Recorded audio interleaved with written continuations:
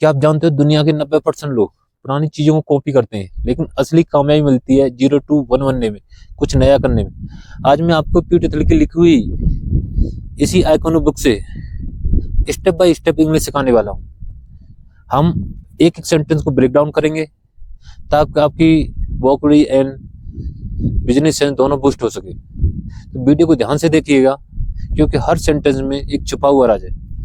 मैं आपको sentence, word, phrase सब कुछ सिखाऊंगा। आप बड़े से बड़े सेंटेंसों को सेकंडों में बनाओगे। तो वीडियो को स्टार्ट करते हैं।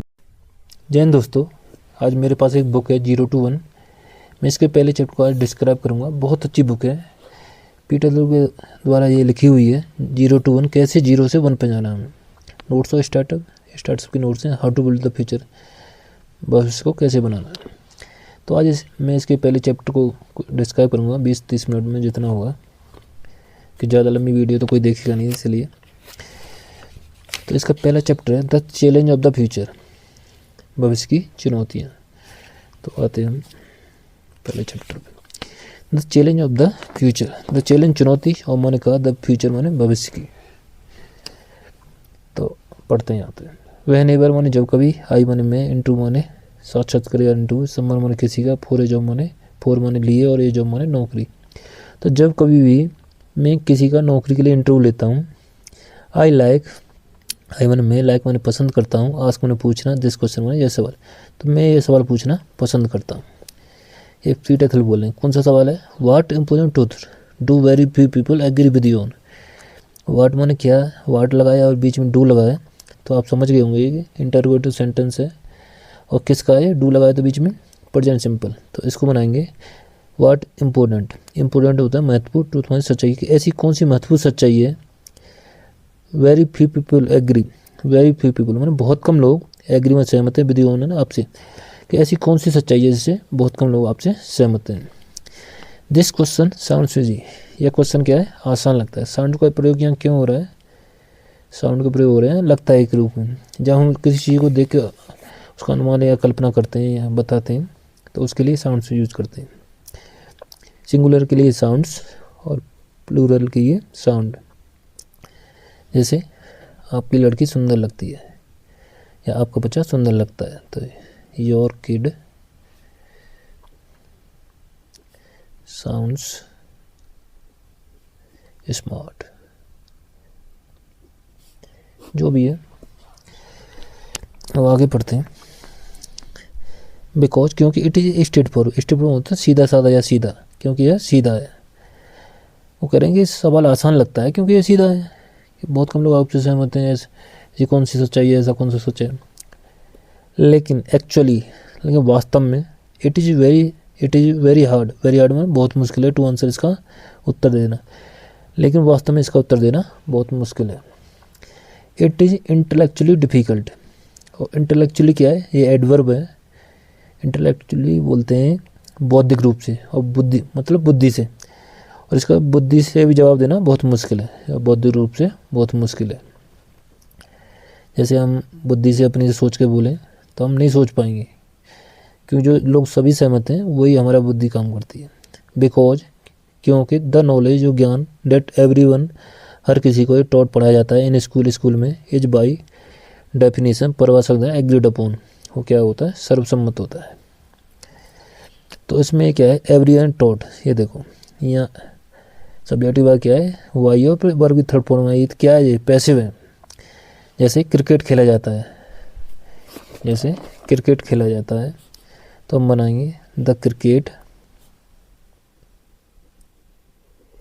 Is played. किताब पढ़ी जाती है, तो द बुक इज रेड, इस प्रकार से। ठीक है। उसके बाद क्या है? एग्रीड अपॉन है, मतलब सर्वसम्मत है। एग्रीड अपॉन कब वहाँ होते हैं, या दो से अधिक लोग किसी नियम पर या किसी चीज़ पर राय रखते हैं, वहाँ एग्रीड अपॉन का होता है। यह मीटिंग सभी के द्वारा फिक्स की गई। अब बनाएंगे द मीटिंग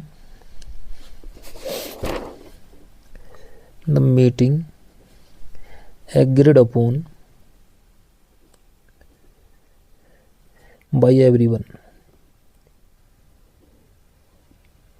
ठीक है, यहाँ तक कोई दिक्कत है? यहाँ तक मैं आपको बहुत बारी समझाया कि हर चीज़ कहाँ तक पढ़ लिया हमने, यहाँ तक। And it is psychologically difficult, और ये साइकोलॉजिकली क्या है, ये भी एडवर्ब है। साइकोलॉजी का मतलब क्या होता है, भावनात्मक रूप से, मतलब मन से इसका जवाब देना भी मुश्किल है, और ये भावनात्मक रूप से भी मुश्किल है। जहाँ एल वाई वो तो मान लो वो एडवर्ब है, जिसका मतलब से होता है। बिकॉज क्योंकि anyone trying to answer, हर कोई जो उत्तर देने वाला मर्ज से समथिंग, उसे कुछ ऐसा कहना होगा, सीन हो जाए वह जानती है टू बी अनपॉपुलर, वह अलोकप्रिय, अनपॉपुलर में अलोकप्रिय। टू बी का यहाँ बी का मतलब होना नहीं है, ये एक स्ट्रक्चर बनता है। टू बी के बहुत सारे स्ट्रक्चर हैं, जैसे यहाँ सी नो टू बी अनपॉपुलर, वो जानती है कि वो अनपॉपुलर है, तो ऐसी अनपॉपुलर लोकप्रिय, तो ऐसी आपको कहते हैं मैं जानता हूँ, मैं जानता हूँ कि आप टीचर हो, आप छात्र हो या टीचर हो, छात्र हो। तो वैसे बनाओगे तो कैसे बनाओगे आप, जो I know you that you are a student, पर सीधा से टू बी से बनाओ जिसको, I know you to be a student. जैसे मैं जानता हूँ कि आप चालाक हो, I know you to be a clever, ठीक है, इस प्रकार से बनाते हैं। टू बी के और बार यूज आएंगे, तो इसलिए मैं बोल रहा हूँ कि बोलचाल में बहुत सारे यूज होते हैं। अब सीधा आप बोल रहे हो तो इसका आप टू बी से सीधा बना दो, डेट लगाने की जरूरत नहीं। Brilliant thinking is rare, brilliant क्या होता है, शानदार, थिंकिंग मतलब सच्चाई, इज रेयर, रेयर क्या होता है, बहुत कम, मतलब रियली नहीं बोलते कि बहुत कम चांस होते, तो रियली वो एडवर्ब होती है, तो ऐसी है। शानदार सच्चाई, सॉरी शानदार सोच रेयर है, यानी बहुत कम है, बट लेकिन courage in even shorter supply than genius, लेकिन साहस शॉर्टर सप्लाई क्या होता है, बहुत कम मात्रा, इवन तुलना कर रहा है किससे, जीनियस से। जीनियस क्या सबसेट होता है, तो ये कह रहा है कि करेज है उसकी सप्लाई शॉर्टर में मात्रा जीनियस से भी कम है, मतलब सर्वश्रेष्ठ है उससे भी कम है। लोग जीनियस तो है ही नहीं, लेकिन उससे भी कम है, क्या है कि लोगों में साहस नहीं है। तो वो कह रहे हैं कि किसी में साहस नहीं है इसका बोलने का, कि ऐसी कौन सी सच्चाई है जिससे बहुत कम लोग सहमत हैं, ये बात कर रहे हैं। इसका शॉर्ट इवन शॉर्टर सप्लाई ये क्या है, इन इवन शॉर्टर सप्लाई एक फ्रेज है, एक ईडियम्स है। जैसे और भी मैं सेंटेंस बनाता हूँ, जैसे चांदी की उपलब्धता, सॉरी सोने की उपलब्धता या मात्रा चांदी की तुलना में कम है, चांदी की तुलना में कम है। तो कैसे बनाएंगे, the gold is in even short supply SUWP then silver, इस प्रकार से सलाम। तो ऐसे ही आपको समझ में आ गया हो, एक फ्रेज है इन इवन शॉर्टर सप्लाई, इसका भी बहुत सारा यूज होता है। अब जैसे मैंने बनाया सोने के लिए चांदी की तुलना में, तो आप और भी सेंटेंस ले सकते हो वैसे ही, the gold is even shorter supply than silver, ठीक है, यहाँ तक हो गया। मोस्ट कॉमनली सामान्यतः, आई हियर मैं सुनता हूँ, आंसर माने उत्तर, लाइक द फॉलोइंग, फॉलोइंग क्या होता है, लाइक मैंने इस प्रकार के, फॉलोइंग क्या है जो नीचे दिए होते हैं, बोले ना आंसर द फॉलोइंग क्वेश्चन, जो नीचे दिया हुआ है जो आने वाला है उसके लिए फॉलोइंग लगाते हैं। तो सामान्यतः हम क्या है इस प्रकार के आंसर या इस प्रकार के उत्तर सुनते हैं। Our educational system is broken, our माने हमारा, एजुकेशन माने शिक्षा, सिस्टम माने प्रणाली बोल दो, हाँ, इज ब्रोकन ये क्या है। अब आप सोच रहे होंगे ये क्या है, ये पैसिव है कौन सा है, तो ये क्या है, ये एडवर्ब है, बीइंग ऑफ स्टेटस है। जैसे बोलते हैं ना कि आई एम मैरिड, तो तो मैरी से क्या बन गया, मैरिड बन गया। ये क्या बन गया, एडजेक्टिव बना देते हैं। ऐसे ब्रोक से क्या है, ये कोई चीज़ पहले से हुई हुई होती है ना, स्टेट ऑफ बीइंग होती है, उसके लिए इसका यूज करते हैं। ये सिंपल ही होता है। जैसे मैं शादीशुदा हूँ तो क्या बोलते हैं हम, आई एम मैरिड। तो यहाँ मैरिड क्या है, एडजेक्टिव है, मैरी से हमने मैरिड बना दिया। तो ऐसे ही ये है क्या, हमारा सिस्टम क्या है, टूटा हुआ है। जब पहले से कोई चीज़ हुई होती है तो उसके लिए हम स्टेट ऑफ बीइंग बनाते हैं, सिंपल बनाते हैं। तो our education system is broken, हमारा शिक्षा प्रणाली वो टूटी हुई है। And urgently need to be fix, और इसे तुरंत ठीक करने की आवश्यकता है। देखो टू बी एक यहाँ आ गया, इसका भी अलग यूज होता है, टू बी प्लस वर्ब की थर्ड फॉर्म। जैसे फ़ोन को रिपेयर करने की ज़रूरत है, मोबाइल को रिपेयर करने की ज़रूरत है, रिपेयर करने की ज़रूरत है। तो कैसे बनाओगे, द मोबाइल, इसको देखो क्या था, नीड आवश्यकता है तो ज़रूरत है, तो नीड्स सिंगल है तो नीड्स लगाएंगे, और प्लूरल है तो टू बी रिपेयर्ड, वर्ब की थर्ड फॉर्म PAIRED। समझ रहे हो, आपको पीटने की ज़रूरत है, you needs to be beaten. तो इस प्रकार से आपको सुधारने की ज़रूरत है, जो भी है आप इस प्रकार से बना सकते हैं। तो टू बी के बहुत सारे यूज हैं जिसको आप स्पोकन में यूज कर सकते हैं, ठीक है। अमेरिका इज एक्सेप्शनल, अमेरिका क्या है, असाधारण, एक्सेप्शनल क्या है, असाधारण में सबसे अलग है। ये उदाहरण दे रहा है कि अमेरिका क्या है, इन चीज़ों में सबसे अलग है। देयर इज नो गॉड, भगवान नहीं है, देर का यूज हुआ, देयर इज नो गॉड। अच्छा, अब आते हैं दो यार बैड आंसर। दो का प्रयोग तो वे, बैड माने बुरे, और आंसर माने जवाब या उत्तर। ये बुरे उत्तर हैं यार, ये बुरे जवाब हैं। The first and the second statements might be true. The first माने पहली और दूसरी स्टेटमेंट, माइट माने सकता है के लिए क्या करते हैं, बहुत कम चांस हो। बी माने होना, ट्रू माने सच। तो पहली और दूसरी स्टेटमेंट सच हो सकती है, बहुत कम चांस, शायद सच हो सकती है, मतलब ये शायद के लिए इसका यूज करते हैं। बट लेकिन many people already agree with you on, लेकिन क्या है, मैनी माने बहुत, पीपल माने लोग, ऑलरेडी में पहले से, एग्री माने सहमत हैं, विद देम माने उनसे। तो पहले से ही बहुत सारे लोग सहमत हैं, तो वो करें, तो फर्स्ट और सेकंड स्टेटमेंट में कोई मतलब नहीं रह गया जब बहुत सारे लोग पहले से सहमत हैं। और उन्होंने क्वेश्चन किया कि ऐसी कौन सी सच्चाई जैसे बहुत कम लोग सहमत हों, तो इससे तो बहुत सारे सहमत हैं, तो ये भी वो सही नहीं मानते इन जब। The third statement simply takes one side in a family debate. तो तीसरी स्टेटमेंट है, सिंपली टेक्स माने लेती है, वन साइड माने एक पक्ष, फैमिली डिबेट। फैमिलियर क्या होता है, जाने पहचाना, यानी ये कोई चेहरा हो सकता है, कोई वस्तु हो सकती है जिसे हम पहले से जानते हो, या पुरानी। डिबेट माने क्या, बहस। तो एक पुरानी बहस में तीसरी स्टेटमेंट वो है, एक पक्ष लेती है। एक good answer take the following form, एक अच्छा, गुड माने गुड आंसर क्या, एक अच्छा जवाब, take the following form. Take माने क्या होता है, लेता है, लेकिन यहाँ टेक का मतलब, टेक के सेंस है वो लेता है कि नहीं है, यहाँ क्या है, धारण करता है, या इनमें से होता है, या में होता है। तो एक अच्छा प्रकार या इस प्रकार का होता है। तो एक अच्छा उत्तर या एक अच्छा जवाब इस प्रकार का होता है, फॉर्म माने रूप होता है, मतलब फॉलोइंग बताइए आपको जो आगे दिया गया हो। मोस्ट पीपल मतलब ज़्यादातर लोग, बिलीव माने विश्वास करते हैं, इन एक्स, किस में विश्वास करते हैं, एक्स में। तो ज़्यादातर लोग एक्स में विश्वास करते हैं, बट लेकिन the truth is the opposite of X, लेकिन सच एक्स के अपोजिट, विपरीत है। I will give my own answer later in the chapter.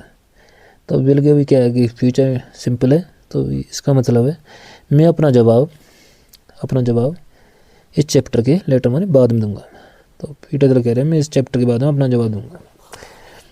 अच्छा, यहाँ आते हैं, what does this country question have to do with the future. What does, आप समझ गए होंगे, इंटरव्यू सेंटेंस है। कॉन्ट्रेरियन क्वेश्चन, कॉन्ट्रेरियन क्या होता है, सबसे अलग सोच वाला, सबसे अलग सोचता है उसको क्या कहते हैं, कॉन्ट्रेरियन। जैसे हम बोलते हैं पृथ्वी गोल है और कोई बोले कि पृथ्वी गोल नहीं है, तो वो क्या है, उस जवाब कैसा हुआ, contrarian. Have to do with the future, have to do with क्या है, ये भी एक फ्रेज है, इसका भी बहुत सारा यूज होता है। इसका मेन मतलब क्या होता है, से संबंध होना या लेना देना होना। जैसे हम बनाते हैं कि ये स्ट्रक्चर बन जाता है, जैसे एक स्ट्रक्चर बना देते हैं, what does, what plus does या डू या डेड जो भी है, या विल भी लगा सकते हैं, प्लस जो भी सब्जेक्ट की रूप में काम करे जो भी हो, have to do with object, plus have to do with plus object. जैसे हम बोलें कि आपकी पढ़ाई का पैसे से क्या लेना देना है, आपकी पढ़ाई का पैसे से क्या लेना देना है, तो यहाँ रिलेशन थोड़ी लगाएंगे संबंधी, तो अब लिखेंगे what does your study have to do with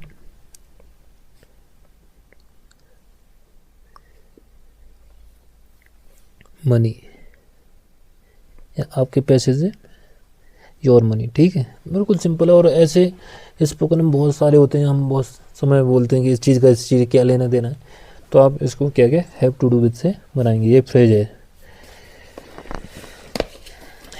in the most minimum sense माने अर्थ में, साधारण अर्थ में, the future is simply the set of the all moment yet to कम।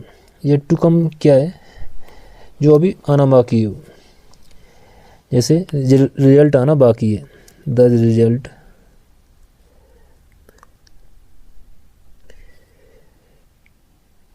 आना बाकी है, is yet to come.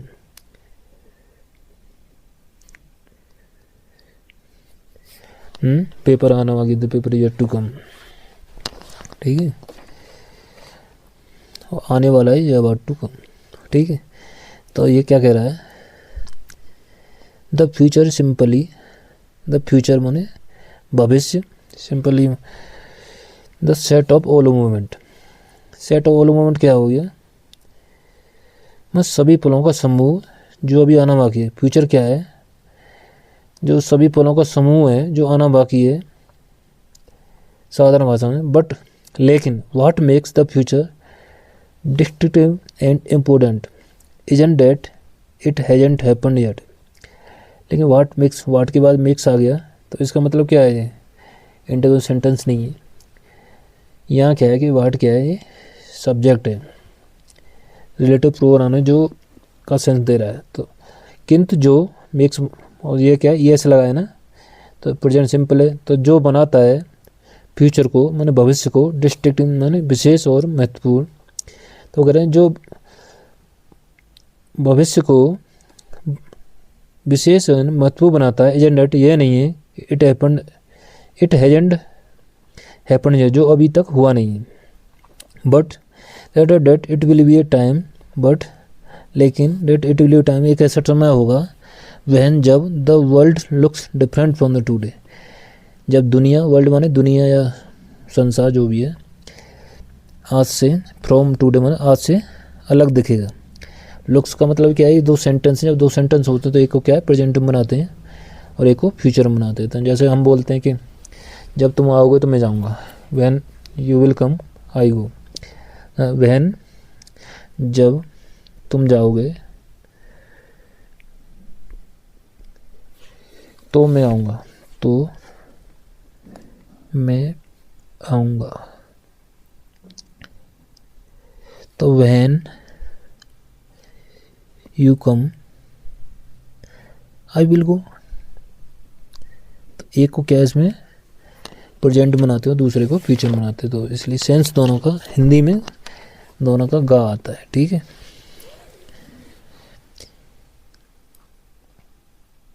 In this sense, इस अर्थ में, if nothing about our society change for the next 100 year. Nothing माने कुछ भी, अबाउट माने our society, हमारी सोसाइटी में, हमारे समाज में, चेंज माने बदलती है, फॉर द नेक्स्ट 100 ईयर, अगले 100 सालों में। तो वो कह रहे हैं कि इस अर्थ में अगर अगले 100 सालों में अगर हमारे समाज में कुछ नहीं बदलता है, the future is over 100 year away, अभी मैं दूर है, तो भविष्य क्या है, 100 साल पीछे है, ओवर 100 साल, तो भविष्य 100 साल पीछे है।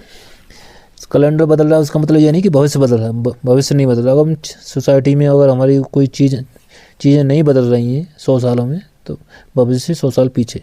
इफ़ यदि things change radically in the next decade, radically क्या है, तेज़ी से, यदि चीज़ें माने things in the next decade माने अगले दशक में, दशक बोलते हैं अगले दशक में, यदि चीज़ें अगले दशक में तेज़ी से बदलती हैं, then the future is nearly at end, तो फ्यूचर क्या है, आपके हाथों में, नियरली एट एंड, ओके।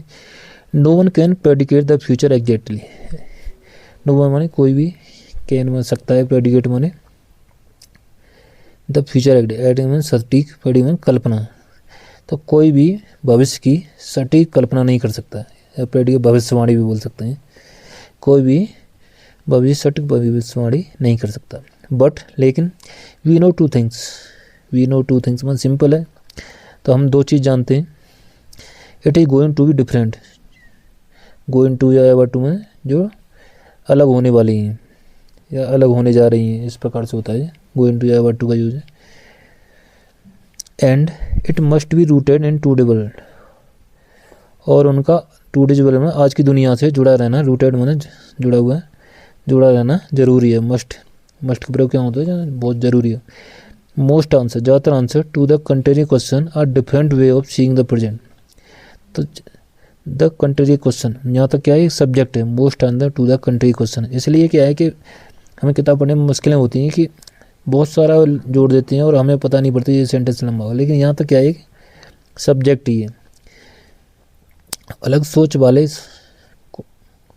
प्रश्नों के ज़्यादातर जवाब different way of seeing the present, present माने वर्तमान में, सीइंग माने डिफरेंट वे माने अलग वे में दिख रहे हैं।